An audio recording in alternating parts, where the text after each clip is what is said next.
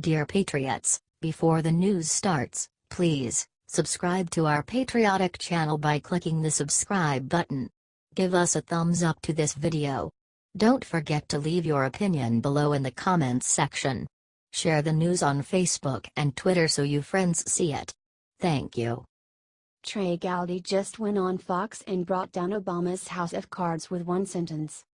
In a stunning admission, Representative Trey Gowdy, RSC, told Fox News Brett Baier said on Tuesday that Obama's Samantha Powers testified to the House that she didn't make all the unmasking requests. This means that someone made unmasking requests in her name. Former UN Ambassador Samantha Power met with House officials last Friday to talk about unmaskings of Trump officials. Samantha Power is in the final months of the Obama administration and unmasked more than one person for every working day in 2016. Power used her position to spy on political opponents. The worst part is that the media isn't even talking about this. Thank God for Trey Gowdy for going after these criminals. Share this if you think it's time for the Obama administration to start going to jail. This is just not right at this point.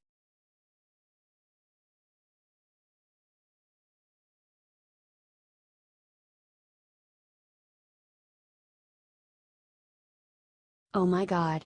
Chuck Grassley just opened investigation that'll put Hillary in prison. Senator Chuck Grassley, REA, is chairman of the Judiciary Committee and has been investigating the Uranium One scandal for months. Grassley is expected to ask Attorney General Jeff Sessions about the Russian Uranium One scandal in Wednesday's hearing. This is huge news.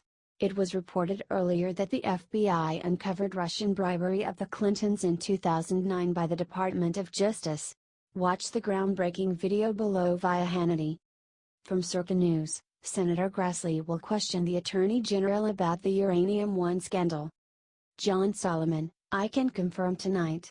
I am reporting this out tonight. Senator Grassley, chairman of the Judiciary Committee, began an investigation last week specifically asking all the CFI-US members, did you know there was a criminal investigation?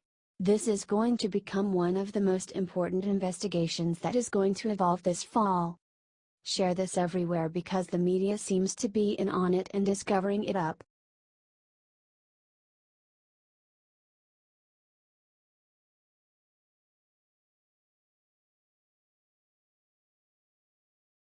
Busted. Maxine Waters spent thousands of donations on something sick and no one is talking about it. Representative Maxine Waters is one of the most outspoken critics of President Trump, demanding that he be impeached with exhausting regularity. A darling on the left, Waters rarely comes under fire from her own party, but a recent Federal Election Commission report might just change that. Waters' campaign committee was found to have spent a whopping $10,000 to get tickets to the Broadway hit Hamilton. Those $10,000 were then written off as a campaign expense. Must be nice to work on Waters' campaign. I guess when you're in a safely blue district of California you don't have to spend your campaign funds too strategically.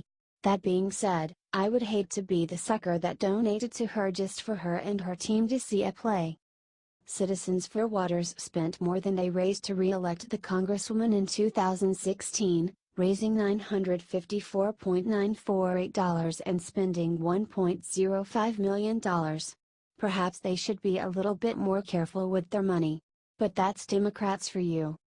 A representative of Waters defended the spending to the Washington Examiner, saying that it was not unusual for congressmen to purchase tickets to such events to generate excitement. Right. I'm sure. Waters is running again in 2018. Let's make sure her constituents see what she's spending their money on by sharing this thousands of times. HT Washington Examiner. Image source, YouTube, MSNBC.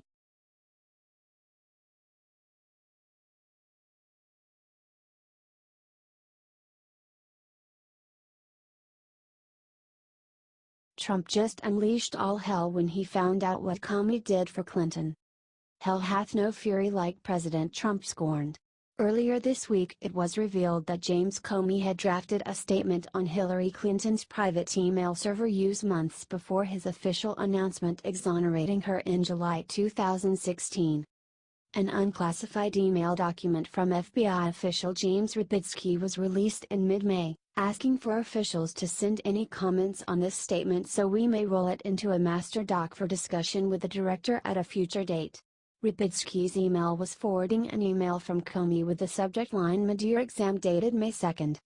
This new evidence follows up on similar claims made by Senate Judiciary Chairman Chuck Grassley, RIA, and Lindsey Graham, RSC, in August, accusing Comey of writing a draft months before the FBI had interviewed key witnesses. Comey was clearly up to something shady during his investigation into Hillary Clinton. How could he have started drafting a statement before even interviewing Clinton, unless he knew the whole time that he wouldn't prosecute her? President Trump called on the Justice Department and Jeff Sessions to look into this. This rabbit hole looks like it goes deep. Share this out to let Sessions know we the people demand an investigation into Comey's actions during the 2016 election. HT The Hill.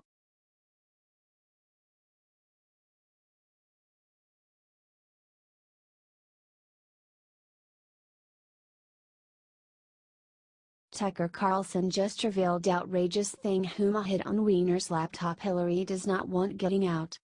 Now convict Anthony Weiner had lots of secrets in his laptop. He was recently convicted of sexting an underage girl and he'll be spending lots of time in prison for that. But there was a lot more on his laptop.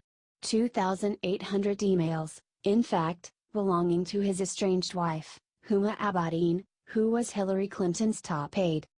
Judicial Watch President Tom Fitton is not letting go of this story, either. He just released that number, 2,800, and is suing to get those emails released to the public. Fitton said the sheer number of emails is a disturbing development. Our experience with Abedin's emails suggests these Weiner laptop documents will include classified and other sensitive materials.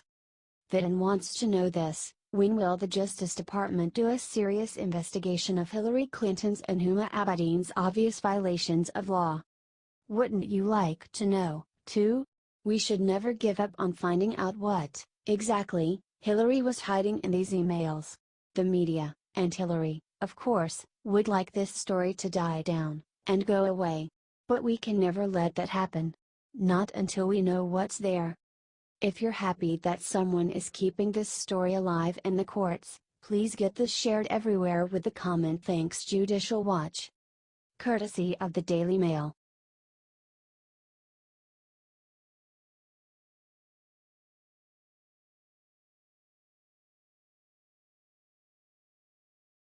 It's happening. Hillary Clinton's latest announcement will make you cry tears of joy. For the first time ever, Hillary Clinton just made conservatives across the country incredibly happy. Hillary Clinton has been seeking the presidency ever since she left the White House in 2001. After a two-brief hiatus from public life, Clinton became a senator from the state of New York. Then, she used her platform to seek the Democratic nomination for President of the United States. She failed, badly, losing to an unknown senator named Barack Obama. 8 years later, after barely beating a geriatric socialist in the primary, she got her chance in the general election. She lost, again, this time to a man who had never run for office in his life. Hillary Clinton is bad at this. And now, mercifully, she's finally done. Hillary Clinton has promised to never again run for president. "No, I'm not going to run again," she told the BBC in an interview transcribed by the Daily Caller. Hallelujah. But don't celebrate too much. If the last few months are any indication, Clinton has no plans to go away.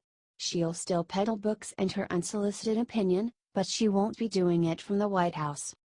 Cheer in the comments and share if you love this news. Hillary Clinton will never be president. It's official.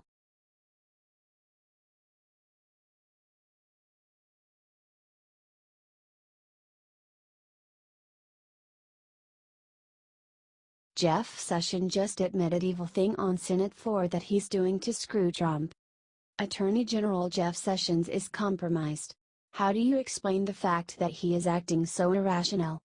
On Tuesday, The Hill reported that the FBI uncovered Russian bribery in 2009 and the FBI sat on it for 4 more years. It gets worse.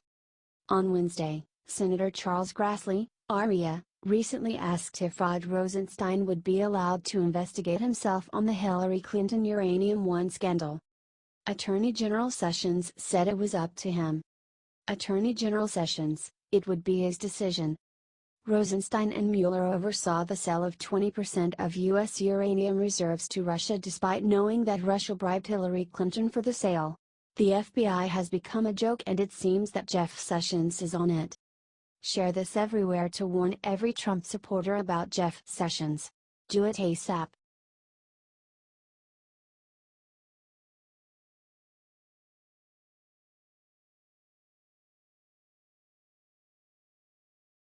Dolly Parton just surprised everyone with what she said about supporting Trump this morning. Dolly Parton, Jane Fonda, and Lily Tomlin made headlines this year during the Emmys when Fonda and Tomlin made an unsavory joke about President Trump before they presented an award. Parton stayed silent and looked visibly uncomfortable when Fonda and Tomlin compared President Trump to their sexist fictional boss from 9 to 5, Franklin Hart Jr., played by Dabney Coleman, saying, "In 9 to 5, we refuse to be controlled by a sexist, egotistical, lying, hypocritical bigot. And in 2017, we still refuse to be controlled by a sexist, egotistical, lying, hypocritical bigot." I wonder if leftists ever get tired of talking to their echo chamber. Parton caught a lot of flack from leftists for not jumping on the anti-Trump bandwagon, but she explained why she stayed silent in a recent interview on Fox and Friends. "Lily and Jane are Lily and Jane and I'm Dolly. I can't tell everyone what to do. Everybody knows I don't do politics," she quipped. "My mother was a Democrat and my daddy was a Republican, so I'm a hypocrite. And I've got as many Republican fans as Democrats and I don't want to make any of them mad at me, so I don't play politics. Plus I'm an entertainer, and I don't usually voice my opinion in a situation like that. I was just happy to be back with them to get that standing ovation about the movie. I was there about the movie." Yes. This is why Dolly Parton is awesome. So few entertainers are left that are just happy to stay off their soapbox and let their audience enjoy their work. She said of her critics on the left, "A lot of people got mad at me because I didn't say something, and I thought, what if I had said something? I didn't know what to say. But I just always go to a boob joke if all else fails." Do you think more entertainers should be like Dolly Parton? Share it out. HT Washington Times.